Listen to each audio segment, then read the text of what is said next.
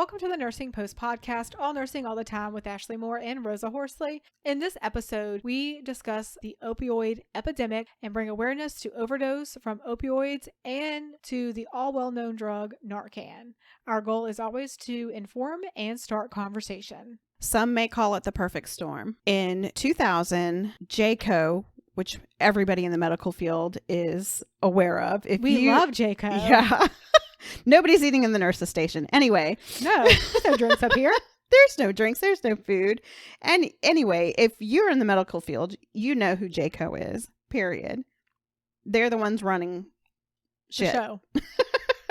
And so in 2000, JCO had issued an increased awareness of the right to pain relief. You know, This is where that scale came out, tell me your pain on a scale of 1 to 10, 10 being the worst pain you've ever had in your life.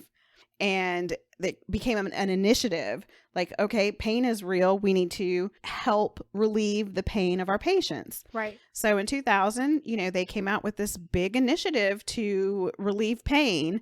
And then here comes Big Pharma. I can help with that. I have a pill for that. And so they began their aggressive marketing campaign, and then followed by all the kickbacks from the pharmaceutical industry that providers were getting for prescribing the pain medication. And we're talking about narcotics, not, over-the-counter acetaminophen. No. Or, ibuprofen.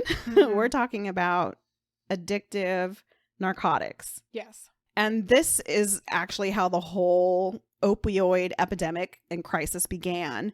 And it's now 20 years later, and nearly 1 million people have died due to overdoses. So that we have a couple of staggering numbers here for you. Nearly 841,000 people have died since 1999 from a drug overdose.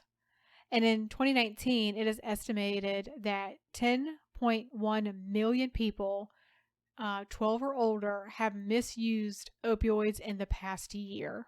There were 70,630 drug-involved overdose deaths reported in the United States in 2019. 68% of cases occurred among males. Fentanyl was the main driver of drug overdose deaths, with a nearly 14-fold increase from 2012 to 2019. Specifically, 9.7 million people misuse prescription pain relievers and 745,000 people use heroin. 2 out of 3 drug overdose deaths in 2018 involved an opioid. And in 2016, the national rate of opioid-related hospitalization was 297 per 100,000. The emergency department visits for opioid overdose rose 30% in all parts of the United States from July of 2016 through September of 2017. And misuse of prescription opioids among high school seniors is at its lowest rate since the survey began assessing it. 136 people die every day from opioid overdose, and over 14,000 substance abuse facilities are now up and running in the United States to help treat this. And it's still not enough. It's to really be honest. not. They're overwhelmed. There's not enough places for people to get help. The increasing use of therapeutic opioids shows hydrocodone topping all prescriptions with 136.7 million prescriptions in 2011. It was the most prescribed pain narcotic in 2011. All narcotic pain relievers exceeded 238 million prescriptions. Crazy. Opioid pain relievers are responsible for more deaths than deaths from both suicide and motor vehicle crashes, or deaths from cocaine and heroin combined. According to the CDC, the opioid crisis happened in 3 waves and started in the 1990s. It started with the overprescribing of narcotic pain relievers by medical providers, period. Yep. And in 2010, the second wave started with a rapid increase in overdose deaths involving heroin. And then the last wave started in 2013 when fentanyl came onto the market. And it still continues along with the other opioids and heroin. The reason this is so important is just so we're all on the same page. opioids, when we talk about opioids, you have heroin is an opioid, fentanyl, opioid by prescription, oxycodone or Oxycontin, they're the same thing, Mhm. hydrocodone or Vicodin, same thing, codeine, and morphine. Dilaudid, cocaine. So those are opioids. Mhm. Now, how quickly you actually become addicted to an opioid is unknown. So I did some research on this, and some say it can happen in as few as 5 days, but some say up to a few weeks. Mhm. And when you think of opioids as a whole, when you're using heroin, that's a little bit different than taking the hydrocodone. So heroin, you're going to get addicted to more quickly Mhm. versus the hydrocodone, which may take a couple of weeks. But really, if you think about it, that's not that long, It's not. especially when a prescriber will typically write a prescription for 30 days. You're at 4 weeks right there. In the 1990s, opioids were marketed to healthcare professionals as being safe and non-habit forming. Just let and that we sink talk. in. Yeah, and we talk Just- about this. We're about to talk about Yeah. this. It was just wrong. And so many of the doctors and APPs began writing for more prescriptions to help their patients with relief, especially with chronic pain, because, hey, it's safe and it's a non-addictive drug. So this is great. Mhm. But it wasn't. But that was really the beginning of this epidemic in the United States. And the reason this is so important is it is estimated that 21 to 29% of patients prescribed opioids for chronic pain misuse them. Mhm. Between 8 to 12% of people using opioids for chronic pain develop an opioid use disorder. This is an addiction to the medicine. Yes. It is estimated that 4 to 6% of people who misuse prescription opioids transition to heroin. And 80% of people who use heroin started with prescription opioids. And I'm not trying to be funny when I say this, but if you think anything that you're buying on the black market and illegally is pure, No. it's not. No. That heroin is probably laced with fentanyl and with opioids. You can trust your pharmacist. Well, they But have you something can't- to lose. Exactly. Like their entire life. Their license, their livelihood, everything. So you can trust your pharmacist. But let me tell you, the person down at the corner in the street, I wouldn't trust them. I would be too paranoid. They want you addicted enough that you keep, keep coming back to back. them. And they want to give you as much as they can to not kill you. So you come keep back. coming back. Exactly. So Y'all are about to get into Rose's jam. my conspiracy theories and all that good stuff, which I love. I love education, and this is one of those things that I love to put out into the universe, and you can do with it what you will. So we all know that this started pill mills, Yes. started addiction issues. Mhm. The reason why we have 14,000 plus, treatment centers, which really isn't enough for this crisis. Oh, they're overwhelmed. By There's far. just not enough. I mean, Mhm. that 1 year, it was 238 million prescriptions. That's a lot of prescriptions. It is a lot of prescriptions. So there was a lawsuit. There's been quite a few. And the two companies that we're going to talk about, the settlements have come through New York. And, there are more cases coming, before judges and courts and civil suits amongst a lot of other kind of federally charged suits. Oh, yeah. To say this is the tip of the iceberg. It's just starting. Yes. So Purdue Pharma, owned by the members of the Sackler family, falsely and aggressively marketed opioid medications in the 90s. For years, Purdue Pharmaceuticals denied misleading physicians and patients in regards to how addictive its pain medicine truly was. And its number one pain medication was Oxycontin. In 2020, Purdue Pharma pleaded guilty to 3 felony counts of criminal wrongdoing, only after contributing to hundreds of thousands of opioid-related overdose and deaths. So they only confessed after the fact. Well, yeah. This was a whole big scandal. Like, people were shredding emails. People were, can you imagine, like, the feds are coming in, and I can imagine people, like, putting shit in the shredder. like shredding papers. You know what I'm saying? Like, the feds are here. We need to get rid of this stuff. Yeah. So let's hit delete and then just shred everything. Yeah. So I can picture in my mind that's what's going on. I know, but I'm that's sorry to my laugh, but mind. it's so true. But I can see that. I can see it. She watches too much TV, guys. I do. I'm not gonna lie. I do. But I also read a lot. You do. I try to balance it out. So profits from future opioid sales are expected to go into programs aimed at alleviating the addiction crisis because they pled guilty to 3 of these federal crimes. And that's part of, I guess, their retribution. Now I got a question, and I might have to Google this while you're talking. Because it hit me. I can't believe I didn't think of this earlier.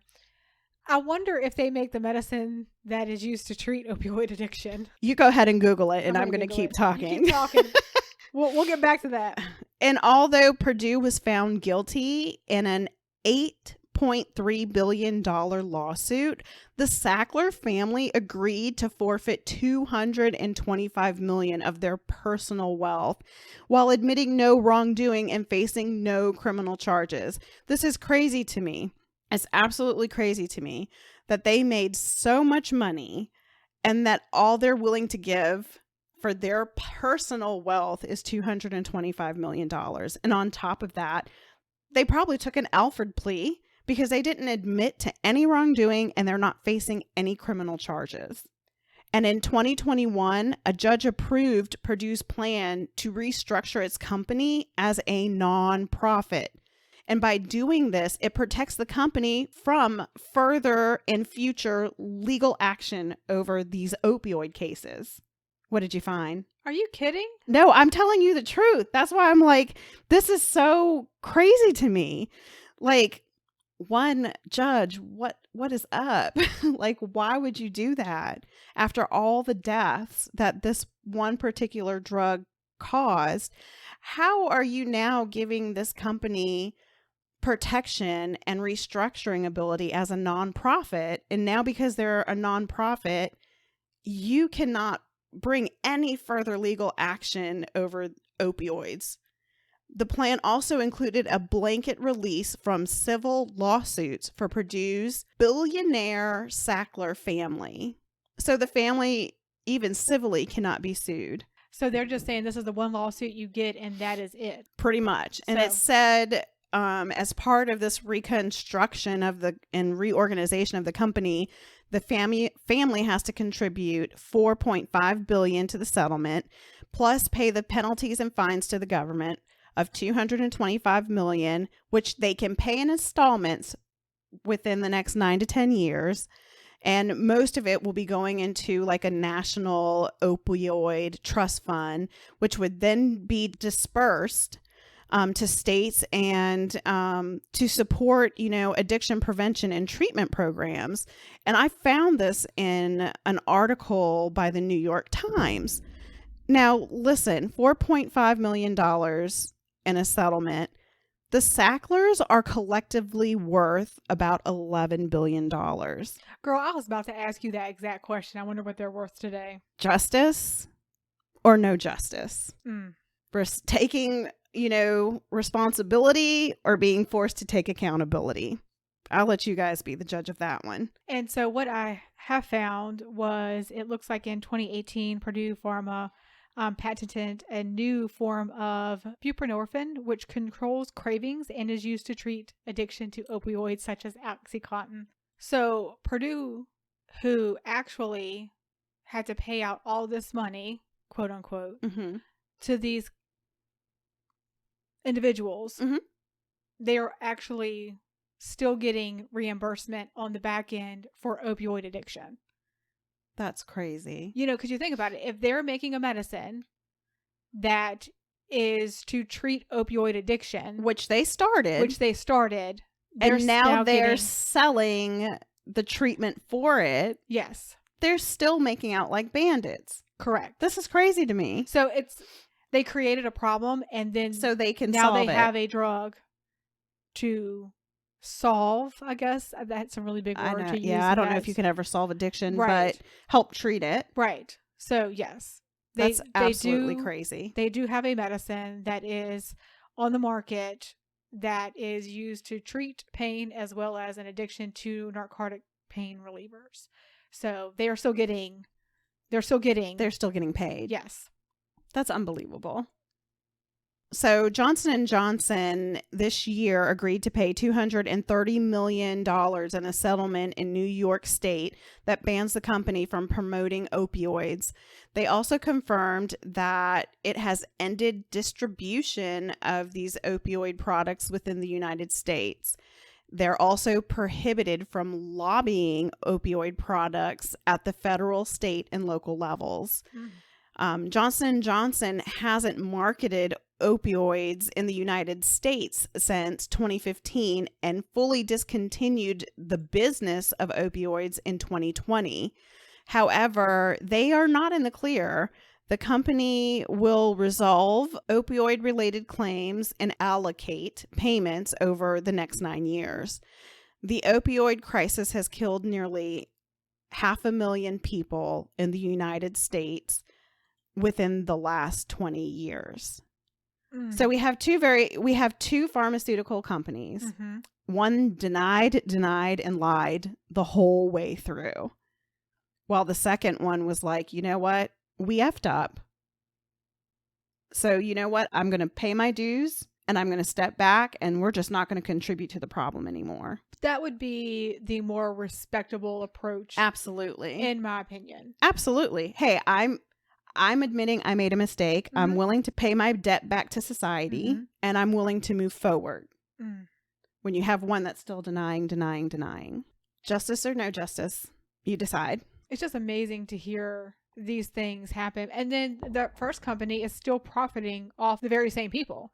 Oh, yeah. The very same families that their loved ones overdosed mm-hmm. off of the OxyContin amongst other, opioids. Mm-hmm. Now they're turning around and making profit off of those who didn't die from overdose and are needing treatment. It's unbelievable. Yeah. It's unbelievable.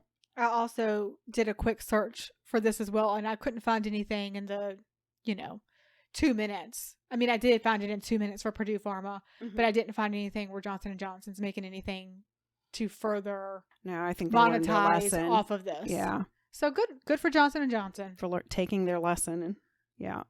So I do want to talk a little bit about Narcan. I know we mentioned that at the beginning of the podcast. Narcan is also called Naloxone. It is an opioid antagonist. It can restore normal breathing pattern to someone who has had an opioid overdose, and it works in about 2 to 3 minutes. Narcan is either given 2 ways. It's either via nasal spray or an injection. And the injection can be given IM, sub-Q, mm-hmm. IV, all that. But for the most people that are going to be giving this that are not healthcare professionals, it's going to be a nasal spray. Yeah. Most law enforcement, emergency medical professionals, and families of patients who have an opioid addiction problem are trained to give Narcan. There's actually a class you can take. Wow. That trains you on Narcan and opioid overdose. Now, Narcan only lasts about 30 to 90 minutes and then the effects wear off. So if you have to give Narcan and the person is reversing and getting into a good state, it's kind of like Epi. You still got to go somewhere. Well, you still need medical attention. You still need to call 911. So that doesn't get rid of the problem. Since Naloxone is blocking the opioid receptors and it reverses the effects of an overdose, there are some side effects that could happen. The most common are headaches, changes in blood pressure, heart rate, sweating, nausea, vomiting, and tremors. I'm not trying to be funny, but if you're coming back from the dead. Well, and exactly. So that's never a reason like, oh, I don't want to give this to them because they might wake up shaking and vomiting. It's better than the alternative. Yes. So give the Narcan because the risk of them having a serious allergic reaction or a serious side effect is still a better option than not living. Yes, exactly. So you get it. I get it. If you give someone Narcan that doesn't actually need it, but you don't know, it doesn't do anything. So that's a good thing. Yeah. Because it's only working on those opioid receptors. Mm-hmm. And so if they're not really being bothered about opioids that you've ingested, then it's not going to do you good. Any harm. And it's important to know that it does not work on all drugs. So it's only specific opioids, not all narcotics. Mm-hmm. So opioids are narcotics, but not all narcotics are opioids. If a person has an overdose from cocaine or amphetamines, it's not going to work. It does not work on those same receptor sites. Mm-hmm. Only things like the Oxycontin, Vicodin, fentanyl, heroin, mm-hmm. those things that we had mentioned earlier. So those are what you really have to look out for. And if you're somebody that's like, you know something, I really want to know about this, you can actually visit a website. It's getnaloxonenow.org. We'll post that in our show notes, and you can sign up for the training. And we live in the state of Virginia, so there's actually a standing order where you can get Narcan over the counter. It is at the pharmacist's discretion because it's a standing order that's available. And also in our state, it's really important to know if you take a benzodiazepine and an opioid, by law, you should also be prescribed Narcan. So while you were discussing this, I got nosy. Sure. And I was like, I wonder how much Narcan costs.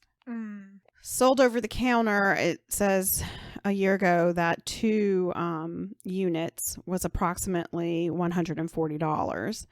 So now me being even nosier is going to go to goodrx.com. Girl, look, I am like literally doing it because that's how we roll. So it with GoodRx, it's actually cheaper, not by much though, but you can find it anywhere from about $127 to the $140 that I mentioned. So it's just good to know. You never know when you will need it. You'll never know who may need it. It's kind of sad in this day and age that, you know, our middle school is starting to carry Narcan. And if I recall, within the last year in our community, it was used on a high school student in our community, and it did save their life. So it is definitely something that's important to have, especially if you are in the in the medical field. Yes, but emergency medicine, it's really important, I'm sure. And in emergency medicine, I mean, even the school nurse at this point should have it. Well, absolutely. And to give this to a nurse is fairly simple, but that's why they have the training, is because if you're not a person in the medical field, they'll actually go over the signs and symptoms of an opioid overdose with you, so that way you can maybe recognize it. Because I mean, it's getting to the point now, like in churches, they're having, it's like a mini medical stuff. They have AEDs. This is probably going to be the part of that like emergency box that first aid kit, you know? Yeah, exactly. So if you know somebody or if you need help with an opioid addiction, there are options. There's 2 big ones that we want to bring up.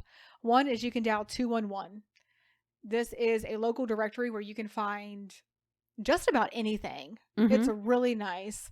It's also 211.org, I believe, is the web address for it. And then there's also a place, it's abbreviated SAMHSA, and that stands for the Substance Abuse Mental Health Service Administration.